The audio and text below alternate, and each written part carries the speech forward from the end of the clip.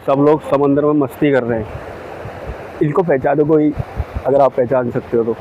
Do you know that person, that one जिनके हाथ में मोबाइल फ़ोन है उनको जानते हो आप? Do you know that person, that white one? अगर पहचान में आए तो लिखना मेरे को, ठीक है? मैं बताऊंगा नहीं, लेकिन हाँ बताऊंगा नहीं कौन है करके। समंदर देखो, पहली बार मैं भी समंदर देख रहा हूँ। आज के इस वीडियो में माया नगरी जुहू बीच से सटे अरब सागर के बारे में कुछ जानकारियाँ दी जाएगी, कुछ अनुभव शेयर किए जाएंगे और बताया जाएगा कि क्यों समुद्र की यात्रा हर एक इंसान को कभी न कभी ज़रूर करनी चाहिए। ऐसा बोला जाता है कि समंदर में एक ना एक बार एक इंसान को आना ज़रूर चाहिए। वो बताएंगे कि क्यों आना चाहिए। हाँ सर, आप बता रहे थे। दरिया समुंदर एक कुदरती चीज़ है जो भगवान ने इतना सुंदर प्राकृतिक सौंदर्य दिया है। हमारे अंदर बहुत सारी नेगेटिव एनर्जी होती है, लेकिन जब प्राकृतिक चीज़ों के पास, भगवान के बनाई हुए चीज़ों के पास, भगवान के पास जब हम आते हैं, दरिया के पास जब आते हैं, तो हमारी सारी नेगेटिव एनर्जी चली जाती है और पॉजिटिव वाइब्स, पॉजिटिव वाइब्रेशंस हमारे अंदर आता है। मन एकदम प्रफुल्लित हो जाता है, आनंद और सुकून से हम भर जाते हैं। एक नई जोश और नया जुनून हमारे अंदर पैदा हो जाता है। यही है, इसीलिए आना है, प्राकृतिक चीज़ों के पास आना है, दरिया के पास आना है।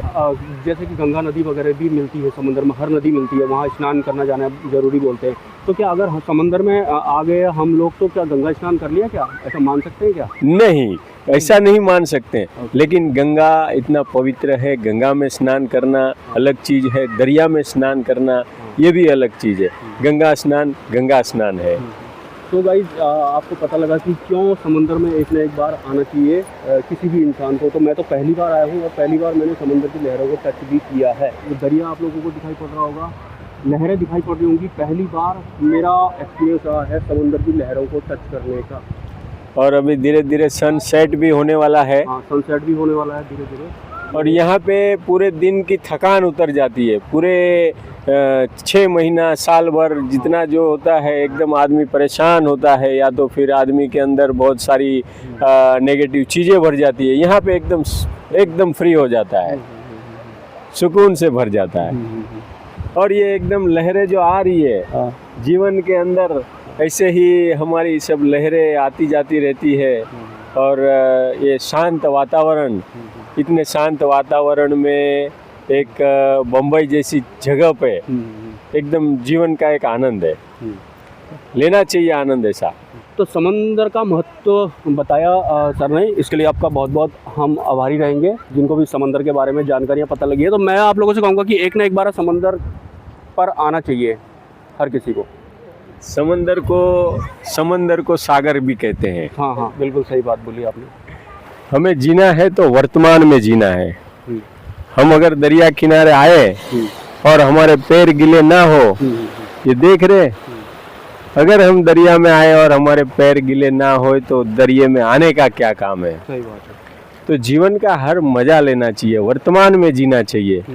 अगर हम पानी में है तो पानी का ये मजा लो। हम अगर पहाड़ में है, देख रहे ना पीछे पहाड़, हम पहाड़ में चढ़ते हैं तो उसका भी एक मजा होता है, उसका भी मजा लेना चाहिए। तो जो चीज़ें भगवान ने बनाई है, जो चीज़ें कुदरत ने बनाई है, उसका जीवन भर के आनंद लेना चाहिए। जैसे आप देख रहे पीछे सनसेट, बराबर, ये सनसेट हो रहा है, धीरे धीरे सन सेट होने की कगार पे है। ऐसे वीडियो में थोड़ा कम दिख रहा है, लेकिन अगर जब लाइव उसको देखेंगे तो इतना आनंद मिलता है। तो यही मजा है, और जो ये मजा वर्तमान में ले सकता है, वही सच्चा जीवन है। बाकी ऐसा जीना क्या काम का। अच्छा, वर्तमान में रहने के लिए क्या करना चाहिए? वर्तमान में एवरी मोमेंट को आपको पकड़ लेना चाहिए। कोई भी क्षण है, कोई भी माहौल, आप रास्ते पे अगर क्यों चल रहे हैं, अगर रास्ते पे ही चल रहे हैं तो रास्ते पे चलने का भी मजा लेना चाहिए। अब 4 दीवार के अंदर बैठे हैं तो उसका भी एक मजा अलग होता है। 4 दीवार में भी शांति से आदमी बैठता है तो उसका भी मजा एक अलग होता है। तो हर चीज़ों का आनंद लेना चाहिए। जैसे ये बच्चे देखो, ये बंदा दरिया में पहली बार आया है, लेकिन ले रहा है ना मजा। और एक बंदा है वहाँ पे दूर खड़ा है, लेकिन वो मजा नहीं ले पा रहा है। तो ऐसा सबके जीवन में मौके बहुत आते हैं, लेकिन वो मौक़ों का आनंद लेना क्या चाहिए। पता वो सूक्ष्म समंदर में मजे लेता हो। सूक्ष्म, हाँ, उसका मज़ा अलग हो सकता है। हाँ उसका मज़ा दरिया किनारे पे बैठ के, हाँ दरिया का पानी आता है और जाता है, लहरें आती है और लहरें जाती है, वो देख के उसको मज़ा आता होगा। हर एक का मज़ा अलग होता है, लेकिन जीवन में एक ही सार है, जो मिला है उसको जी भर के जी लो। अभी ये देख रहे हैं सब बम्बई की एकदम भाग दौड़ भरी लाइफ में, आप चलते चलते बोलोगे कोई फर्क नहीं पड़ेगा। आवाज़ भाग दौड़ भरी लाइफ में लोग, आज सैटरडे है, थके हुए हैं काम से, यहाँ पे आके एक रिलैक्स मिलता है। सैटरडे संडे दरिया किनारे दरिया की हवा लेते हैं और फिर मंडे वही जोश से जुनून से बस काम पे लग जाएंगे। यही जीवन है और यही जीवन की सफलता है। जो नारियली के पेड़ देख रहे हैं, पूरा समंदर किनारा मुंबई का, मुंबई के चारों तरफ, तीनों तरफ दरिया ही दरिया है, पानी ही पानी है। और मुंबई का इंसान दिन भर रास्ते पे घूमता है, काम धंधा करता है, लेकिन हफ्ते में 15 दिन में दरिया किनारे जरूर आ जाता है। बहुत बहुत धन्यवाद आपका। सो गाइस, दोबारा मैं टोटली इस वाले समंदर पर आया हूँ और इससे पहले की फुटेज आप लोगों को मिल जाएगी इसी वीडियोज़ में। एक स्पॉट था चर्च गेट मुंबई में, मायानगरी में। वहाँ पर जो समंदर है वहाँ पर कोई भी इंसान छू नहीं सकता है उसको, मतलब पानी को टच नहीं कर सकता है। लेकिन ये वाला जो एरिया है, ये वाला जो स्पेस है, यहाँ कोई भी पानी को टच कर सकता है। तो मैंने पहली बार ज़िंदगी में समंदर के पानी को टच किया है। काफ़ी अच्छा लग रहा है यहाँ पे, इस वजह से ही मैं यहाँ पर भी आया हूँ। और एक बात है, यहाँ पर की ज़मीन है ना, ये मिट्टी, ये यहाँ पर जो समंदर है, जो यहाँ पर क्या, ये यहाँ पर लहर जो है, ये लहर ये यहाँ पर आ नहीं रही है, मतलब यहाँ पर नहीं आ रही है, काफ़ी दूरी तक यहाँ पर है। इस तरह का लहर दिखाई पड़ेगी। ये जो लहर दिख रही होगी आप लोगों को, ये वाली है, यहाँ पर वॉइस कवर हो रही होगी। तो पहली बार समंदर की मिट्टी को टच करने का भी मुझे एक्सपीरियंस हो रहा है। काफ़ी अलग ही तरह की मिट्टी है, मतलब बार बार जिसमें रेत वगैरह आते रहती है, यहाँ से लहरें आती रहती है। मैं एक जगह पर सेट करता हूँ इस कैमरे को जहाँ पर कि लहर मुझे टच करेगी, देखते हैं सेट होता है या नहीं होता है। सो गाइस, जो लहर है वो अब मेरे पास में आएगी, देखना। अभी ये आ गई है, ये जो लहर आपको आवाज़ कवर हो रही होगी, ये जो आई देखो, ये जो लहर है ये कवर हो गई। देखो, ये पानी की लहर आपने देखी होगी, समंदर की लहर कवर हो गई है मुझ पे। आई होप यहाँ पर वॉइस कैप्चर हो रही होगी, तो बहुत बढ़िया यहाँ पर लग रहा है।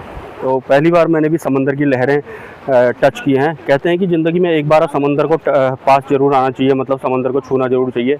और कहते हैं जैसे समंदर मतलब जो होते हैं ना, सारी नदियाँ वगैरह जो होती हैं, धाम वगैरह का सबका पानी जो होता है समंदर में ही टच होता है। तो एक तरीके से मैंने मतलब 4 धाम की वैसी वाली यात्राएं तो नहीं करी, लेकिन मतलब टोटल मिला करके मैंने समंदर को तो टच कर ही लिया। तो समंदर को मैंने टच कर लिया है। समंदर की लहरों को टच करने का मेरा अनुभव मैंने इस वीडियो में शेयर किया है। सो गाइस, दूर अगर आप देखेंगे, यहाँ से काफ़ी दूर आपको दिखाई पड़ेगा, वहाँ जो है बोट्स दिखाई पड़ेंगी आपको। उधर दूर अगर गौर से अगर दिखाई पड़ रहे होंगे तो मतलब वहाँ पर बोट्स वगैरह होती है ना, जो क्या पता शिप वगैरह होते हैं, जो छोटे मोटे शिप हैं, इतने बड़े वाले तो नहीं है, उधर दिखाई पड़ेंगे साइड में आपको। ये है यहाँ का जो समंदर का सीन है। तो भाई समंदर किनारे मुझे ये पत्थरों पे कुछ इस तरह के चिपके हुए कुछ दिख रहे हैं। ये मैं इनका नाम भूल गया हूँ, क्योंकि आप लोगों को पता है कि आजकल मुझे भूलने की आदत जैसी पड़ गई है। तो ये मुझे लगता है इसको स्नेल बोलते हैं या क्या बोलते हैं, जो भी हो आप कमेंट कर देना। फिलहाल देखने को मिला मुझे, तो मैंने इसका फुटेज ले लिया है। बाकी तो पता लग ही जाएगा कि इनको क्या बोलते हैं। और ये समंदर के किनारे ये सब दिख रहा है। सो गाइस, ये था आज का वीडियो। मिलते हैं किसी नेक्स्ट वीडियो में। जय Swaminarayan and have a nice day.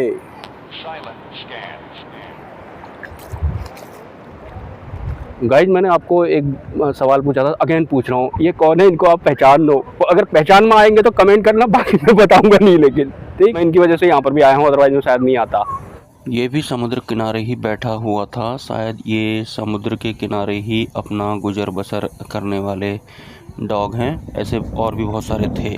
कुछ इस तरह से आज मैं वीडियो एडजस्ट कर रहा हूँ। वैसे ये वही समुद्र है या फिर ये वही अरब सागर है जब हवाई जहाज़ नहीं होते थे या फिर बहुत ना के बराबर होते थे, तो जो पार के लोग होते थे, मतलब जो अंग्रेज़ वगैरह होते थे, वो इसी समुद्र के ज़रिए भारत में प्रवेश करते थे। मतलब जो अंग्रेज़ थे जिन्होंने भारत को गुलाम बनाया था, वो भी शायद इसी वाले समुद्र से इंडिया में आए थे। और भी बहुत तरह की कहानी है इस समुद्र से जुड़ी हुई। धन्यवाद।